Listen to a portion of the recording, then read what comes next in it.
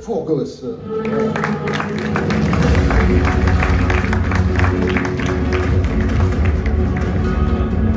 J'ai peut-être oublié un truc, c'est monsieur Fourgos, alors je ne sais pas comment prononcer, mais bien Fourgos. Voilà. C'est bon.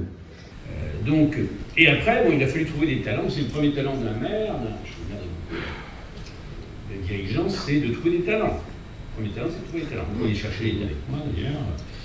C'est-à-dire, il faut d'abord trouver 2 médecins responsables qui tiennent la route et qui sont bien sûr motivés et qui ont une capacité à trouver des médecins. Il y en a comme 180, on a trouvé 180, c'est vrai, en rotation. Il faut 2 spécialistes de l'organisation de crise, parce que c'est une crise, et effectivement, on a pris 2 aussi qui sont ici, qui étaient chargés bien sûr de recruter et d'animer une équipe de 1000 personnes,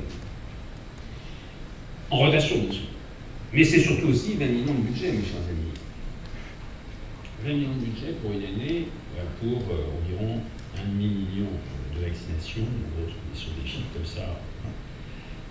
Bien sûr, c'est 50 ans qui, effectivement, est un des gros PIB par habitant en France. Bien sûr, c'est un avantage, bien entendu. Mais on l'a partagé. On a aidé 50% de vaccination les a donnés, bien sûr, aux autres communes. C'est la règle du jeu. Mais je dirais, bon, Saint-Quentin, l'ARS, aussi qui a quand même joué le jeu, la région de France, bien entendu, qui était aussi très active.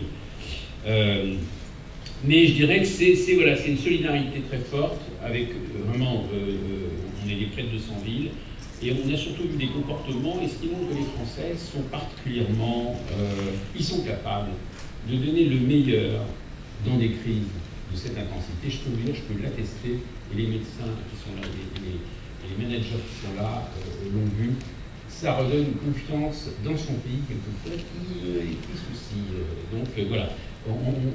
Bien sûr, cette crise a été très grave, mais elle a montré aussi que quand les gens s'unissent, ça fonctionne bien. Merci. Merci beaucoup. Bravo. Avec l'attestation qui va avec la petite photo pour voilà. C'est un sentiment de double fierté, d'une part en tant que médecin, mais aussi en tant qu'élu de cette agglomération de Saint-Quentin-en-Yvelines, qui a su prendre à bras le corps cette crise sanitaire et toutes ses conséquences en mettant en place une magnifique machine de guerre qui est le vaccinodrome de Saint-Quentin-en-Yvelines, qui est encore aujourd'hui le plus grand vaccinodrome d'Europe. Ce succès, on le doit notamment à une volonté politique, de politique locale, et la mise en œuvre de talents qu'on a trouvés localement, à la fois sur le plan médical, avec un groupe de médecins solidaires qui s'est mobilisé très tôt à côté de l'agglomération pour mettre en œuvre ce vaccinodrome, et puis tout un personnel très important pour l'administration du centre. Et on a aujourd'hui une machine de guerre qui a vacciné près de 350 000 personnes au jour d'aujourd'hui.